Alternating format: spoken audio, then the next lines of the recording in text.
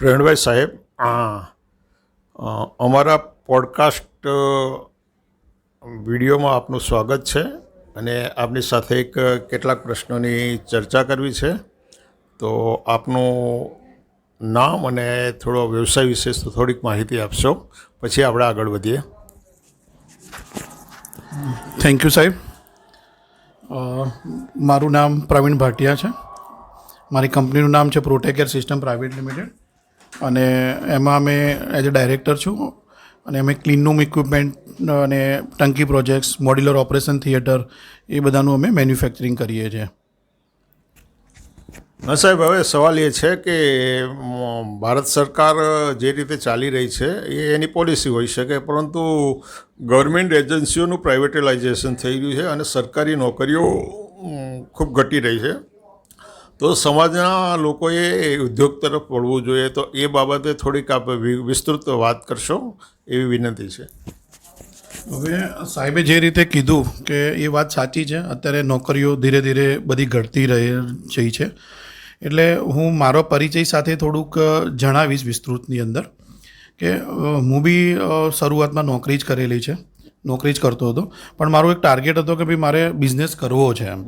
એટલે હું મારી સ્ટાર્ટિંગ કરું તો મેં 1999 એસએસસી પાસ કરીને ડિપ્લોમામાં એડમિશન લીધું. એક નાના ગામથી બિલોંગ કરું છું અને 3-4 વર્ષનો ડિપ્લોમા જે હોય એ ડિપ્લોમા પૂરું કર્યા પછી કે ભાઈ આપણે એન્જિનિયર બની જઈએ.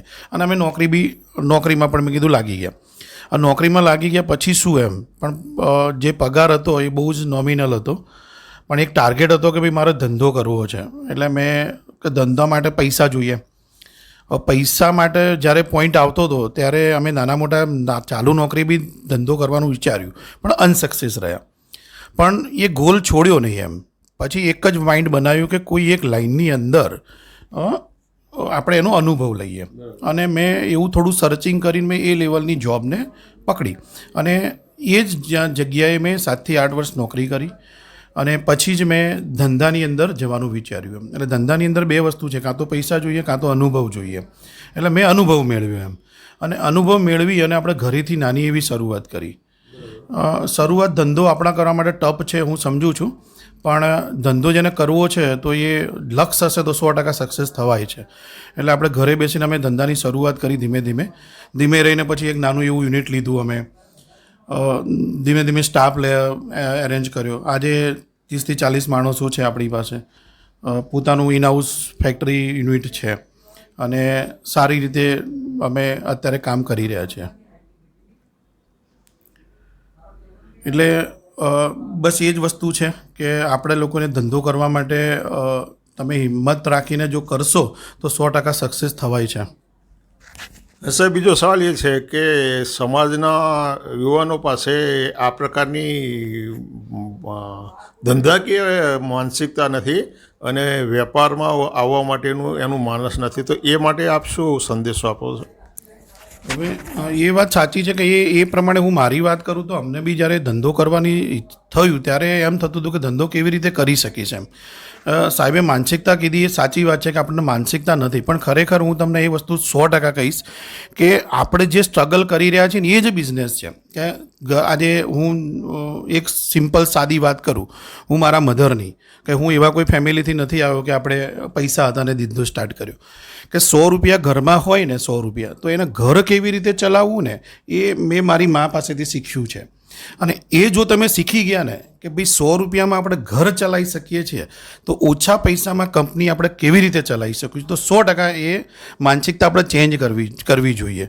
એટલે બધાનો મારો એક ખાસ મેસેજ છે કે આ ધંધો છે ને કોઈ નાના પાયેથી શરૂ કરો તો જ મોટો થાય છે. કોઈ પણ વ્યક્તિની તમે સ્ટોરી જાણશો તો એમને નાના પાયેથી સ્ટ્રગલ કરીને જ કર્યું હોય છે.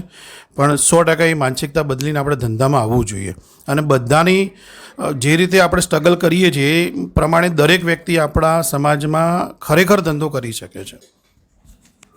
સાહેબ, બીજો સવાલ એ છે કે સમાજના લોકોની પાસે રૂપિયાનું મૂલ્ય સમજતા નથી અને રૂપિયો ક્યાં કઈ રીતે વાપરી નાખવો નથી સમજતા. તો એ સંદર્ભમાં આપ સમાજને એક સંદેશો આપો સારો. સાહેબે કીધું એ રીતે તો ઠીક છે, સાચી વાત છે કે ઘણીવાર કેવું હોય છે કે આપણે આ જનરલ વાત થઈ ગઈ કે એમાં કોઈકના મેરેજ હોય તો આપણે ફટ તાત્કાલિક 5 લાખ 10 લાખ 15 લાખ કાઢી નાખીએ છીએ, પણ જ્યારે ધંધાની વાત આવે છે તો 10,000 રૂપિયા બી કે 15,000 કે લાખ રૂપિયા હોય તો કે આપણી પાસે નથી, એના માટે આપણે ડરીએ છીએ. ખરેખર એ બધા ખર્ચાઓ ઓછા કરીને આપણે બંધ તો ના કરવા કરી શકીએ એવું કહું શકું, પણ ક્યાંક ને ક્યાંક એ એક્સપેન્સ ઓછો કરીને જો આજે ધંધામાં નાખીશું તો ઓછા રૂપિયામાં ધંધો ચાલશે અને આપણી પેઢી તરી જશે અને તમે ઘણા બધા લોકોને તમે રોજગારી પણ આપી શકશો. હવે છેલ્લો સવાલ કે આવા ધંધાઓ કરવા માટે કેવા પ્રકારની સરકારી સહાય મળી શકે છે, લોનો અને સહાય, આ બાબતે થોડુંક માર્ગદર્શન આપશો. હવે સરકારની અંદર ઘણા બધા લાભ છે. બાબા સાહેબ બહુ સરસ કાર્ય કરી ગયા છે આપણા માટે અને એનો લાભ દરેક વ્યક્તિએ લેવો જોઈએ. હું 2-3 વાતો કરીશ કે આપણે NSIC કરીને એક ગ્રુપ છે ગુજરાતની અંદર, દરેક સ્ટેટની અંદર એ ચાલે છે. તો ત્યાં ગવર્મેન્ટમાં એ બધી સ્કીમો હોય છે. દાખલા તરીકે કોઈ પણ પ્રોડક્ટનું આપણે એક્ઝિબિશન કરવું છે તો અમે ઘણી બધી એક્ઝિબિશનમાં ગવર્મેન્ટના લાભ લીધા છે. શરૂઆતમાં અમને ખ્યાલ નહોતો તો અમે પોતે જ 2 થી 2.5 લાખ રૂપિયા એક સ્ટોલના આપતા હતા. આજે એ સ્ટોલ ફ્રીમાં આવે છે. ગવર્મેન્ટ એમાં 100% સબસિડી, એટલે સબસિડીમાં એવું છે કે 10,000 રૂપિયા ભરવાના હોય છે, એ પણ તમને રિફંડ આપે છે. એ ફક્ત એટલા માટે લે છે કે તમે પોતે સ્ટોલ પર આવો, બાકી એક આપણને ફ્રીમાં સ્ટોલ મળે છે. સેમ ટુ સેમ તમારે ફોરેનમાં ક્યાંય બી સ્ટોલ કરવો છે તો એની અંદર બી અમાઉન્ટ ફિક્સ હોય છે. 5 લાખ સમથિંગની આપણને સબસિડી મળે છે ત્યાં. તો ગવર્મેન્ટમાં જઈને પણ આપણે એ સ્ટોલ લઈને આપણી પ્રોડક્ટનું ઉત્પાદન કરી શકીએ. બીજી વસ્તુ કે સાહેબે કીધું લોન, તો લોન માટે પણ ઘણી બધી એવી યોજનાઓ છે. હું તમને એ બીજું કહીશ કે ડિક્કી તરીકે જે આપણા ઇન્ડિયાની અંદર જે ચાલી રહી છે સંસ્થા, તમે એની સાથે બી જોડાઓ તો તમને ઘણું બધું માર્ગદર્શન મળે છે. અમે અહીંયા અમારી ઓફિસ, અહીંયા ડિક્કીની જે ઓફિસ છે વર્લ્ડ ટ્રેડ ટાવરની અંદર SG હાઈવે, ત્યાં દર રવિવારે મહિનામાં 1-2 રવિવારે અમે પ્રોગ્રામ કરતા હોઈએ છીએ. એની અંદર જેમ છે, જેમમાં કેવી રીતે ટેન્ડર ભરી શકાય, ગવર્મેન્ટ કેવી રીતે લાભ આપી શકે છે, એ બધાનો અમે વિસ્તૃતમાં માહિતી આપતા હોઈએ છીએ. તમને જેમની અંદર કહું તો જેમની અંદર આપણે જે ગવર્મેન્ટ ટેન્ડરો ભરીએ છીએ તો એની અંદર પણ ગવર્મેન્ટ સ્કીમ એવી છે કે તમે કોઈ બી NSICનું સર્ટિફિકેટ આવતું હોય છે, જે અમે લીધેલું છે આપણે છે, તો એ સ્કીમની અંદર એવો લાભ મળતો હોય છે કે તમે L1 પર નથી, L2માં છો, એટલે કે બીજાની પ્રાઇસ કરતાં તમારી પ્રાઇસ થોડીક વધારે છે. તો એમનો રૂલ્સ છે કે 15% સુધી જો તમારી પ્રાઇસ હાઈ છે તો તમને કોઈ પણ એ વ્યક્તિ, ગવર્મેન્ટના અધિકારી તમને મેસેજ છોડવો પડશે કે જો તમે L1 સુધી આવો છો તો આ ટેન્ડર તમને મળશે. એવી પણ બધી અંદર સુવિધા હોય છે. અને સેમ લોન માટે પણ ઘણી બધી સ્કીમો છે. Thank you. ખૂબ ખૂબ આભાર પ્રવીણભાઈ સાહેબ, આપણે અમારા દર્શકોને જે માહિતી આપી માટે ખૂબ આભાર. Thank you very much sir. ખૂબ ખૂબ આભાર.